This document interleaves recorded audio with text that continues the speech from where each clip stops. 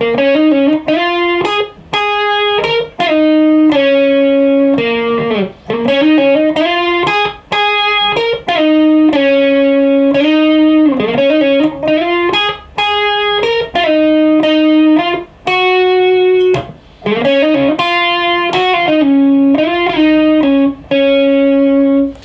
guys, so as you can probably tell, we're looking at sliding, okay? Sliding is a brilliant technique and a lot of fun, and it's a great technique to begin with, okay? So we're going to look at a few different exercises and tips and tricks that I'm going to show you on how to learn how to slide. Now, one of the best things I reckon when you're practicing any sort of technique is to think of it in two different schools of thought, okay? The one school of thought is to purely practice the technique and the mechanics of the technique, okay? That can be great and that can work wonders for people as well. And the other school of thought is the one that I like to use the most, where what you're doing is you're practicing a technique, but you're actually involving a little bit of theory, you're involving memorizing some notes, and you're involving more of a melodic approach, and you're learning how to read the guitar all at once. And really, if you don't have a lot of time in your hands, the second method really makes a lot of sense to me, because what it is it means you're practicing multiple things at once at the same time. So you're ticking all those boxes with the same amount of time. So that really makes sense for me. So without further ado, let's get started. So let's have a look at involving a scale, involving a little bit of theory, and learning how to read the fretboard all at once. It's really simple, okay? So we're going to be practice sliding on one string at a time with one finger at a time, okay? Now, we'll start with the C major scale, because that's often a scale that people learn first, okay? Now, there's no sharps or flats in that C major scale. Here's the notes now. Now, let's start with your first finger on the first fret of the thin B string. That's your C note, okay? Now, two semitones up, or two frets up from C is D, so let's slide up with our first finger. So what you're actually doing there is you're picking a note, and then you're still holding on, and you hold down, and then you're sliding and using momentum and moving your finger forward. And holding that note, holding that tone, so you don't need to pick again. Having that nice smooth feel, and there's no second attack like there would be if you picked them. Now, to begin with, you might be hearing a bit of this. You might hear all the tones. That just means you need to build up strength so you can go faster till it's nice and smooth. Okay, there's nothing wrong with that. Now, if you're having trouble sliding two frets like what I am now, just pick one fret and pick one finger and just practice sliding.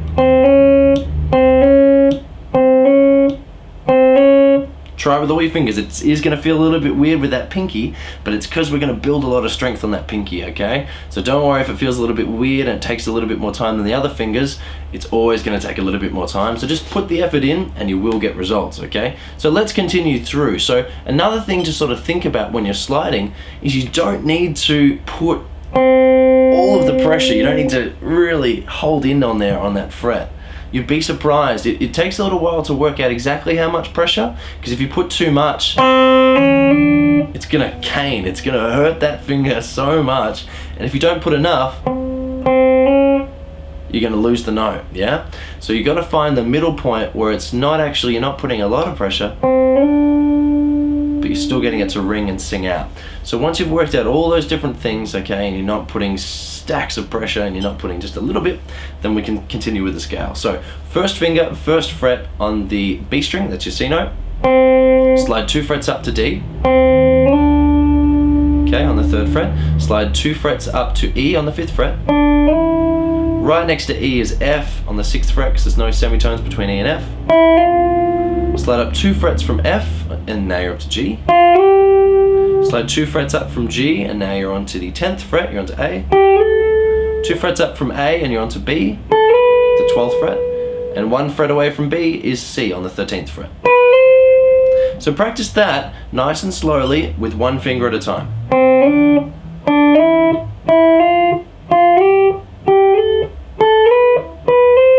Once you can do that comfortably with your first finger, okay, because that's often the strongest, try with your other fingers.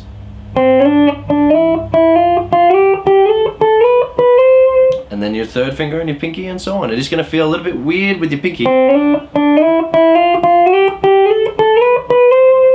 And then backwards maybe if you want. It's going to feel a little bit weird to begin with, but it's just because you're building in strength. And all these little different exercises will actually really help build strength in all of your fingers, okay? But take it slow and make sure that you can hear each note. And you finish on each note and it's still ringing out.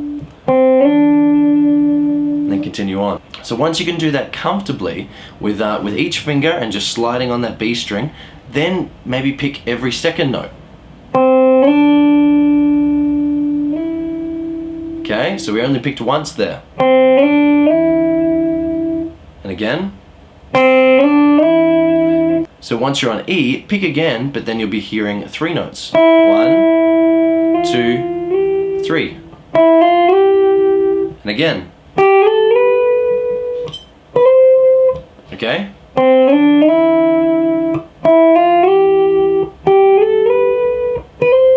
And then see how far you can go. Test the boundaries. Can you only pick once but hear the entire scale? Can you do that, okay? And if you can't, don't worry, that's quite advanced, but that's how you can build up. Now again, if you are having trouble sliding between 2 frets, just take it back. Have your first finger maybe on the 5th fret, that's the E note on the B string. Just slide a fret next to it onto F. Try with all your different fingers. Get them all to sound equal with the same amount of attack and the same amount of that singing volume left at the end. Okay, so we're moving on. Once you can play that one scale, okay, on that one string with all of your fingers, it sounds great. You can pick every second note, every third note. It's sounding great. Then move up to the thicker strings. Find that C note. So the 5th fret on the G string, for example. That's another C note. Play the same scale again. Okay, go through that whole scale, and again, you're still learning where the notes are.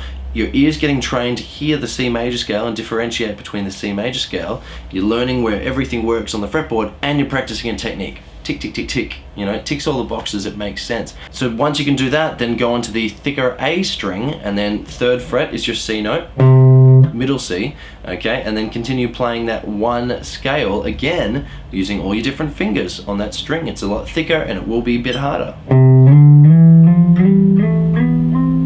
Okay, now it is going to be a little bit harder again if you're playing on an acoustic or a nylon string, but don't worry, okay, because no matter how hard it is, every time you practice, you're going to be strengthening those fingers. So if you practice the majority of the time on an acoustic guitar, it just means that when you pick up an electric, you're going to fly, or it just means that it's going to take that little bit longer if you play acoustic all the time. Nothing wrong with that, it just means it's going to take a little bit longer because the strings are a little bit maybe thicker and a little bit harder to push down. But well done. Now there's one more method that I'm going to show you really quickly. Once you can do that one string method, then have a go at looking at scales all the way down the neck. Okay, so that's C major scale all the way down the neck. If you don't know how to play that C major scale, check out these other videos on my grade 1 playlist. They're all in there, all the theories in there. So once you can play that scale and you know the notes in the scale, then maybe try sliding between each note with one finger, then maybe switch onto another finger. See how you go.